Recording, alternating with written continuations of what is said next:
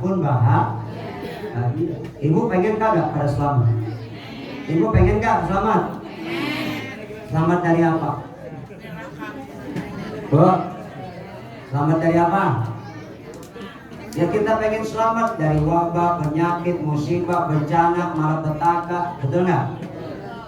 Pengen selamat dari tsunami, dari gunung meletus, pengen selamat. Makanya sering-sering kita berdoa, Allahumma inna nas'aluka salamatan wa afiyatan fil jasadi wa ziyadatan fil ilmi wa barakatan wa taubatan wa rahmatan wa maghfiratan. Allahumma awin alaina. Alhamdulillah. Tuh sering kita baca tuh, habis sholat jangan ditinggal. Habis sholat berdoa, Bu. Habis sholat doa. Doanya yang benar-benar. Doanya yang benar. Orang kalau doanya benar-benar, angkat tangan. Angkat. Nih cara angkat tangan berdoa begini nih. Ibu ya. Gini. Orang kalau doanya sungguh-sungguh, angkat tangan. Doanya mesti diucap. Mesti diucap. Karena ada orang doa melegak aja. Dan mereka kayak bingung apa kata. Bu, harus diucap. Mau doa apa? Ucap tuh doanya. Ngucapnya kudu jelas. Kadang-kadang ada orang doa kagak jelas. Anak sholat ke masjid berjamaah, selesai sholat tuh imam doa,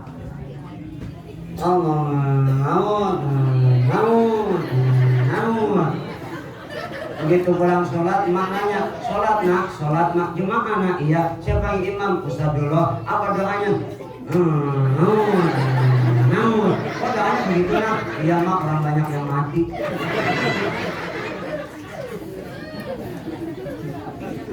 Doa kalau sungguh-sungguh baru angkat tangan tuh. Kan ada orang doa kagak sungguh-sungguh, tangannya di paha. Ada nggak doa yang tangan di paha? Jadi banyak-banyak dok. Minta selamat dalam agama, selamat dalam. Nanti ketika semua kita akan mati, sakaratul maut datang, iblis datang menggoda iman kita. Ini yang harus dipertaruhkan nih, iman. Sebab iblis nanti datang goda iman kita supaya mati gak bawa iman, matinya kafir. Kalau matinya kafir gak ada harapan surga, nyungsep neraka selamanya. Nah kita kan kagak pengen masuk neraka. Ibu pengen gak masuk neraka? Ini saya tanya, ibu pengen masuk surga apa neraka? Surga. Ibu pengen masuk neraka apa surga? Surga. Pengen masuk surga sendiri apa dimasukin? Bu, woi, bu, pengen masuk surga kagak? Pengen masuk surga sendiri apa dimasukin? Bingung dah lu. Lah sono ada yang jawab dimasukin, ada yang masuk sendiri. Yang benar yang mana sih Pak Ustadz? Dua-duanya kayak benar. Dua-duanya. Cuman ada perbedaannya. Yang masuk surganya dimasukin mereka yang ahli sholat. Salah kencang. Mereka yang ahli sholat.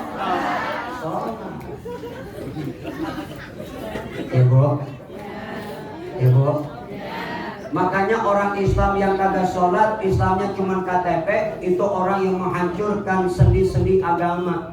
Karena sholat itu tiangnya as-sholatu imad. Kadang-kadang banyak orang yang melalaikan sholat, meremehkan sholat, bahkan berani ninggalin sholat. Padahal yang bedain kita orang kafir dengan orang Islam adalah nanti yang bakal dimintakan pertanggungan jawab oleh Allah. Ditanya pertama tentang sholat kita. Sekali sholat ditinggalin dengan sengaja tanpa penyesalan, dosanya lebih besar daripada 1000 kali berzina. Kalau ada orang nggak sholat subuh,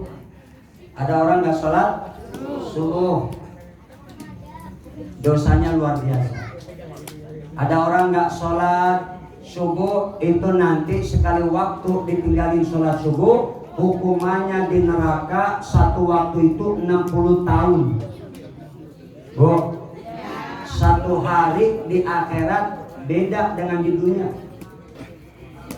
Satu hari di akhirat beda dengan di dunia.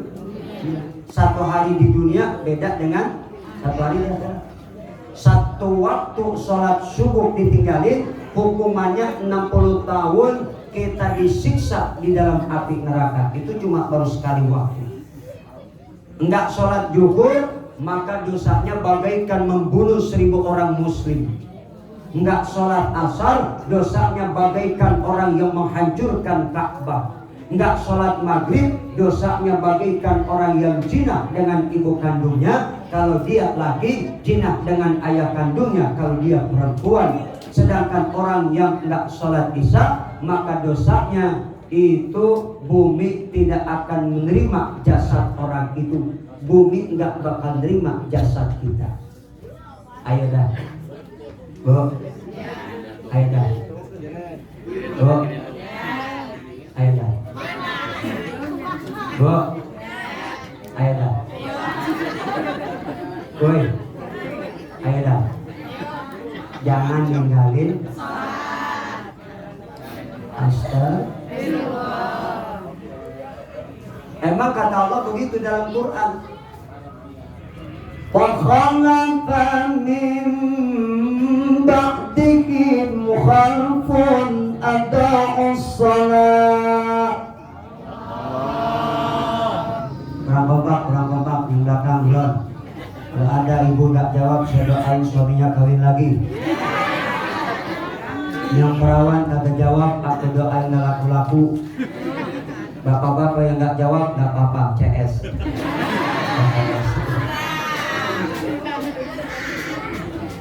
Jawab ya Bu. Fakhalafa min ba'dihim khalfun adaa'us shalah wa ittaba'us syahawati fasawfa yalqawna ghayya. Kata Allah begitu. Di akhir zaman ini ada sekelompok orang yang berani tinggalin sholat. Yang kedua, berani memperturutkan nafsu, mempertuhankan nafsu, nafsu diperturutkan. Naudzubillah min astagfirullah.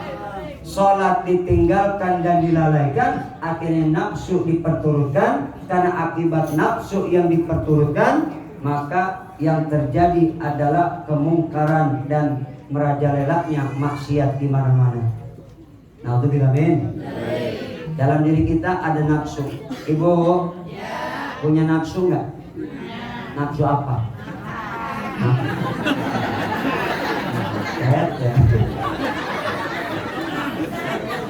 Emang nggak salah sih, Bu. Ibu punya nafsu nggak? Nafsu apa?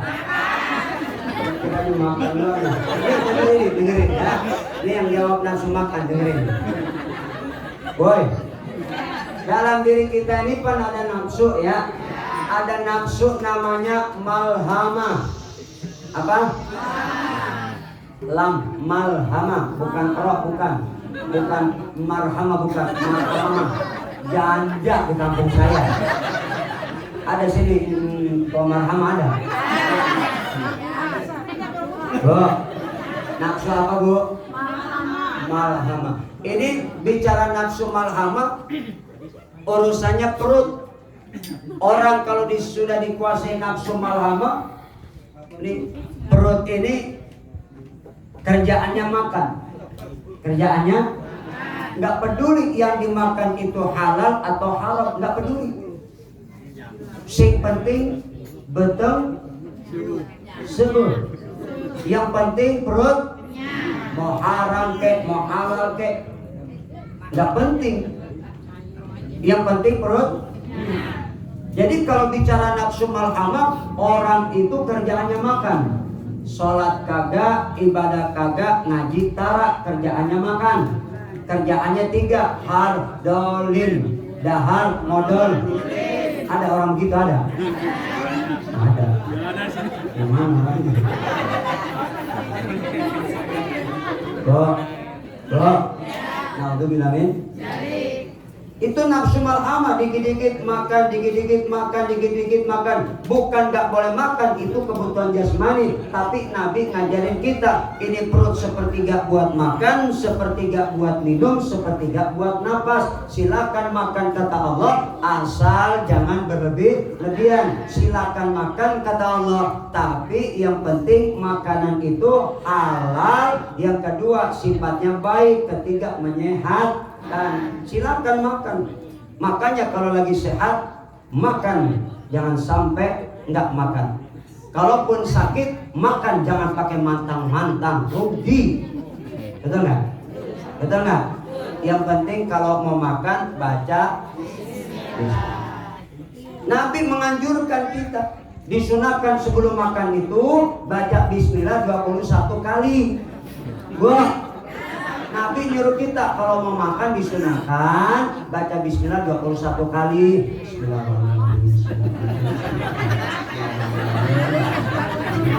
Baca bismillahnya bari merem. Begitu melek ikan ayam hilang di bawah kucing.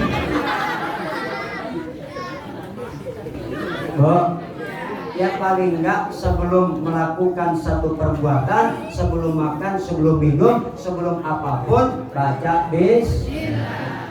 Kenapa? Kalau enggak baca bismillah, bahwa akta putus dari rahmat Allah, enggak ada keberkahannya. Seandainya kita kalau mau makan baca bismillah, mau ngapain aja bismillah, mau ini bismillah, mau ento bismillah, mau anu bismillah, mau ini bismillah, mau melaam bismillah. Pokoknya bismillah aja. Woi. Apaan? Pokoknya mau ngapain aja bismillah. Maka satu saat bismillah itu akan menjadi maunah, menjadi pertolongan buat kita dari Allah. Kalau yang dimakan sekiranya ada racun, racun bisa tawar. Kalau sekiranya makanan itu bisa mengganggu kesehatan kita, dengan bismillah maka penyakit apapun yang ada nggak bakal terganggu dengan makanan itu. Kalau udah biasa ucap bismillah. Sampai ada diceritain dalam kitab, seorang istri soleha yang kerjaannya baca bismillah, mau ngapain aja bismillah, lakinya fasik. Satu ketika ini bini diuji sama suaminya fasik. Dipanggil sang istri, mama, ya pak, mari lo. Ada apa pak? Papa titip duit nih. Yang pama 5 gepok dah. Itu bini dititipin duit 5 gepok. Banyak nggak? Banyak. Ya banyak tuh kalau si gepoknya 1 juta. Dititipin duit umpama 5 gepok. Diterima sang istri, ditaruh di lemari. Itu suami lihat emang duit ditaruh. Satu ketika istri nggak ada, duit yang tadi ditaruh istrinya di lemari diambil sama suaminya tanpa pengetahuan istri. Akhirnya itu duit yang diambil tanpa sepengetahuan istri, istrinya diuji lagi, dipanggil. Apa kata lakinya? Ma, iya pak, mana duit bapak kemarin yang bapak titip? Ada pak di lemari. Masa? Iya ada. Orang aku taruh di lemari. Yang bener ada pak. Mama nggak bohong? Enggak papa. Ih papa.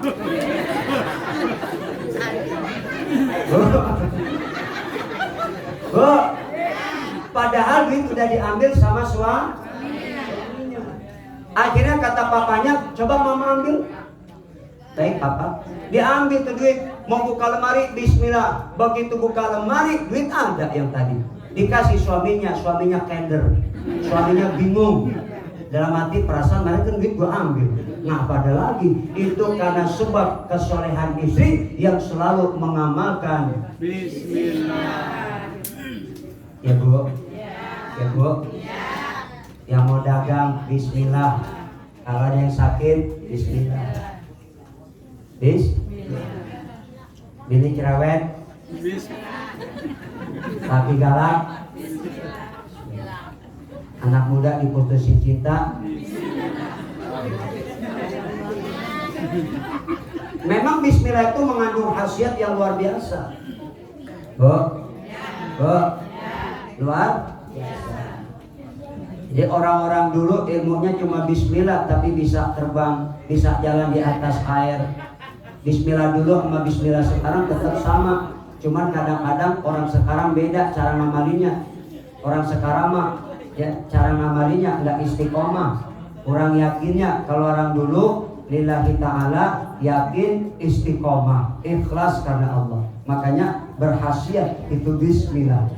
Makanya kita ya, jangan sampai ninggalin bismillah. Mau apa-apa kudu baca bismillah. Ya Bu, ya Bu. Insya Allah barokah. Amin ya Rabbal. Tuh. Jadi nafsu malhamah ini urusannya perut, dikit-dikit makan. Gajian, makan, reunian, makan, jalan-jalan, makan ke rumah saudara, makan ke rumah teman, makan ke pengajian, makan, dewek-dewek, makan, lagi ngumpul. Apapun makanannya, teh sosro minuman. Ya.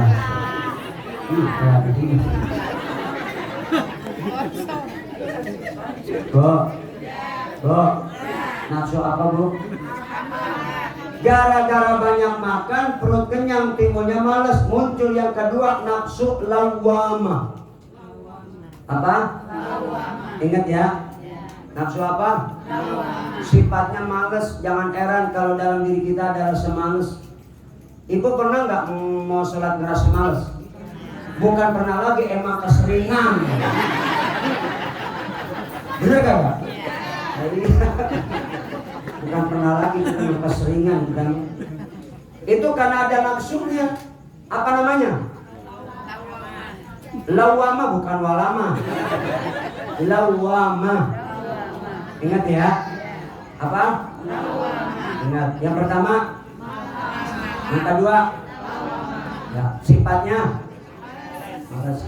Mau sholat malas, mau zikir baca Quran mau ke pengajian mau mauludan mau sholat duha tahajud udah bangun nih melek mata masuk kamar mandi angkat rok were-were balik lagi.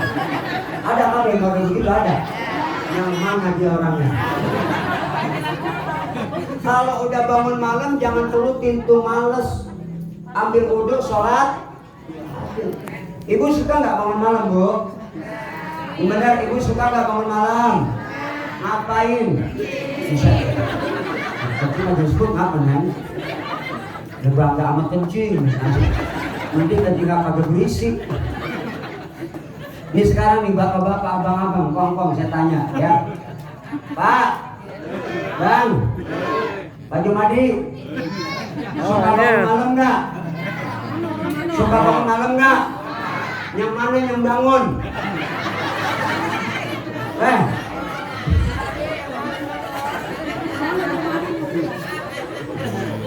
Ditanya yang mana yang bangun nyengir.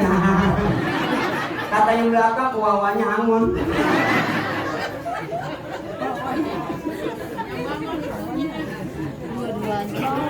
Bu,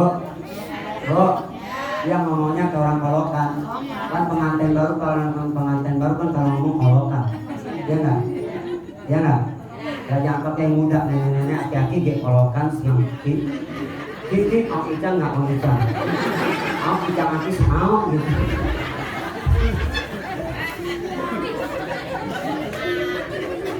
Bu,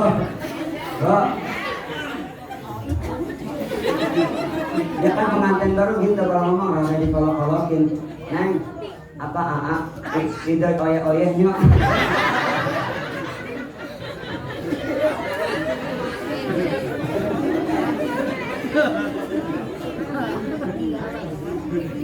Woi, Bu, sampai mana tadi?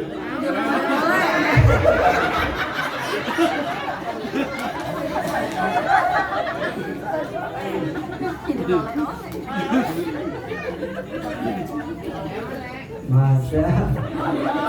Nafsu apa tadi? Bangun malam tahajud derajat kita. Amin. Ya Rabbal. Wa minan lail. Enak gak? Enak. Mayan gak? Ayan daripada Rumanyun. Wa minan laili fatahajjat bihi nafilatan lak asa ayyab'atsaka rabbuka maqaman mahmuda.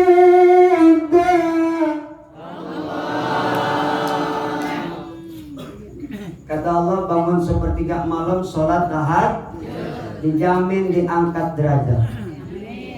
Kalau sudah diangkat derajat kita, artinya kalau kita hina jadi mulia. Kalau susah dikasih mudah. Kalau seret dikasih lancar. Kalau sempit dikasih luas. Kalau miskin dikasih kaya. Kalau udah kaya jadi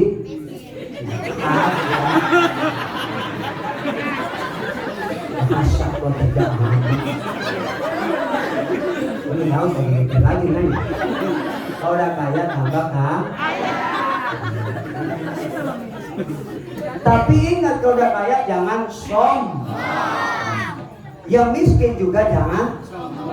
Jangan sedih. Udah salah juga lagi. Jangan mengalih aku dong.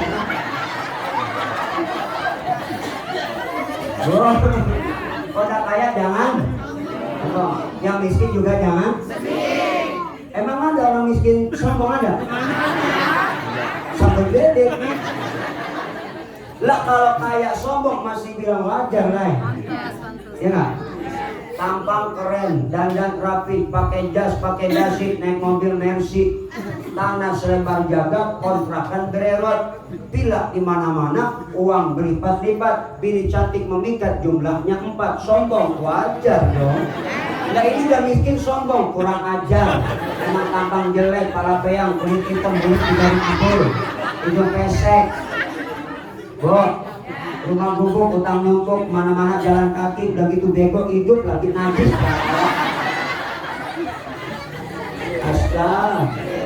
Astaga. Ada yang gitu aja.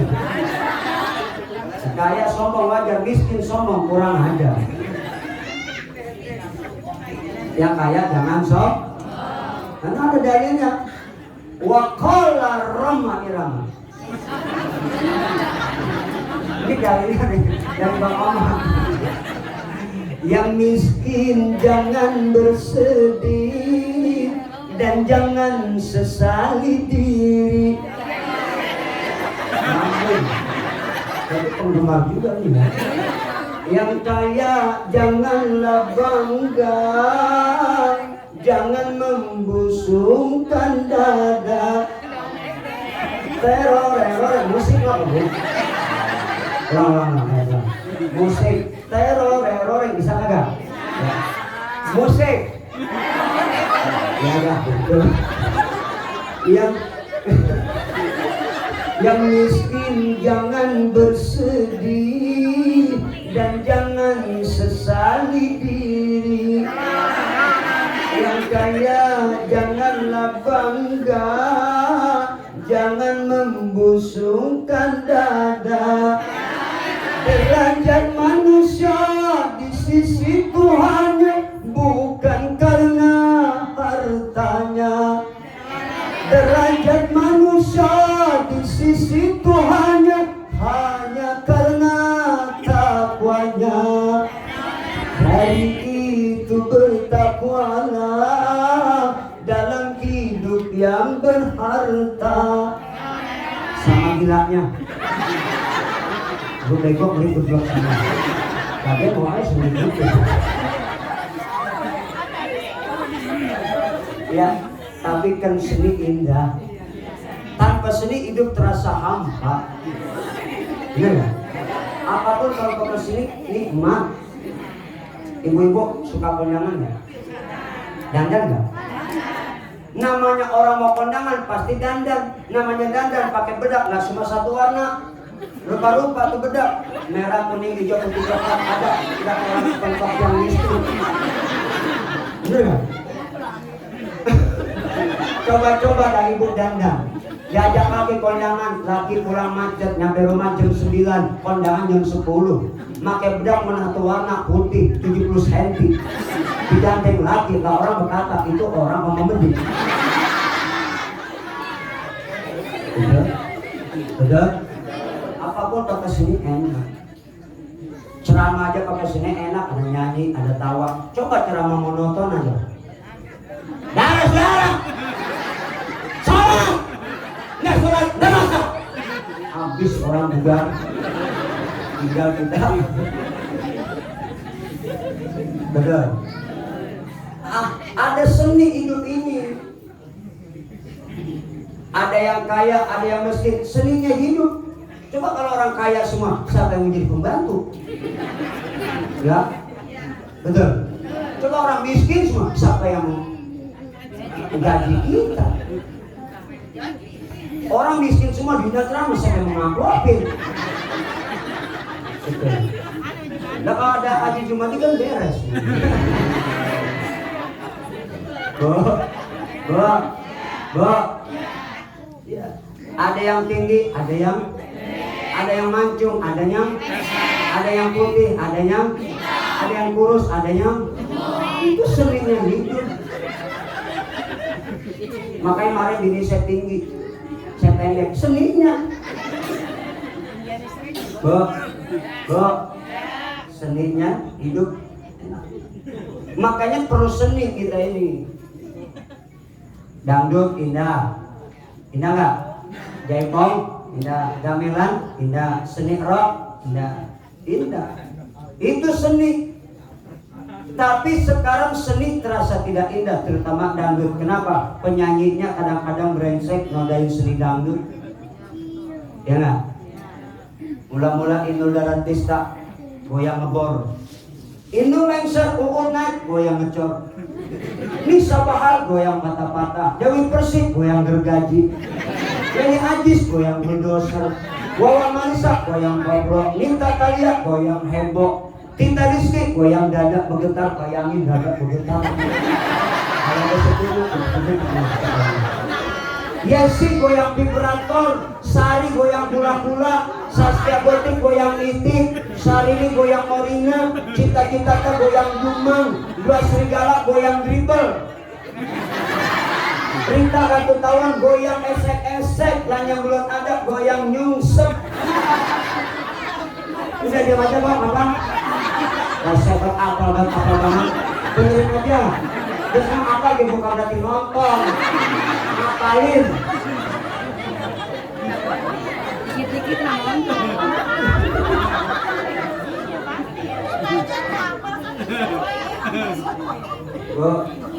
Bu, seni ituin. Silakan menyanyi, silakan ya. Itu bagian dari seni. Ibu kalau bisa nyanyi enak gak? Enak. Ibu suami makan, ibu ngepet dari nyanyi. Papa, kalau kurang bumbu masakanku ini, tolong kasih tahu biar mama tambah lagi seru. Laki lagi makan nambah nyanyiin, apalagi lagi ngajiin mati. Laki mati ngajiin. Kalau aku lagi makan, ibu depan lagi bareng jam Yasin. Yasin. Jadi udah masuk tuh. Langsung udah mati. Bu, seni intuin. Ya adan aja pakai seni indah, adan coba ada adan gak pakai seni. Enak gak? Besok anak muda nih masuk masjid pegang mic adan subuh dia. Kalau pakai seni. Allah Akbar. Allah Akbar. Orang sekampung dengar adzan bangun. Datang ke masjid bukan pengen sholat, cuma pengen kok yang adzan siapa. Sambil aja.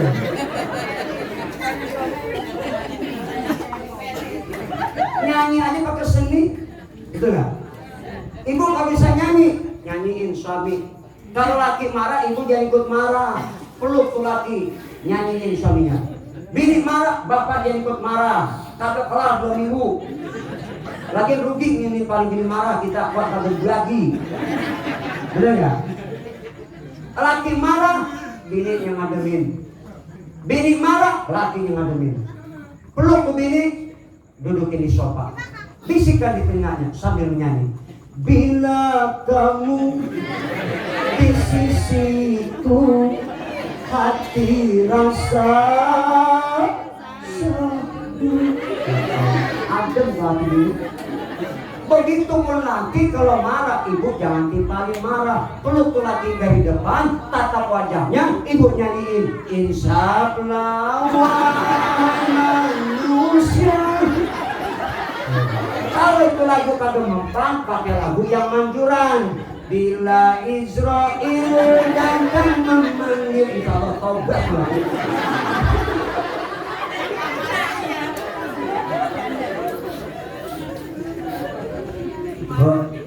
Bo, serah mau lagu apa kek? Serah. Mau lagu India boleh nggak? Boleh nggak? Boleh nggak apa-apa. Emang lo dibantu berapa? Coba aja. Mahal tau.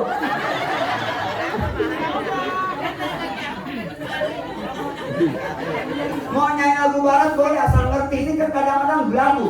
Lagunya barat kagak paham. Udah. Dangdut silakan, India silakan, nggak apa-apa.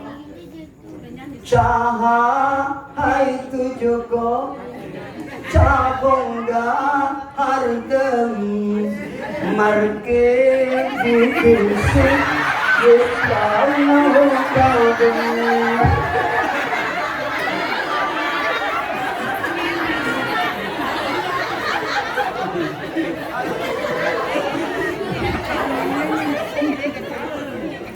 तेरे आते जो आती है मेरे आंसू बहते हैं. Enak gak bu? Apa? Tapi yang penting jangan lupa ngaji. Itu nomor hiji. Nyanyi nomor 30. Silakan anak kita bisa nyanyi, kembangkan bakat seninya. Cuma tanamkan dulu iman supaya jadi seniman beriman. Kalau dia perempuan nanti nyanyi tutup aurat, pakai jilbab, goyang kagak gitu-gitu amat kagak begitu. Ya nggak? Ya nggak? Di mana dia konser, datang panggilan sholat, Allahu Akbar.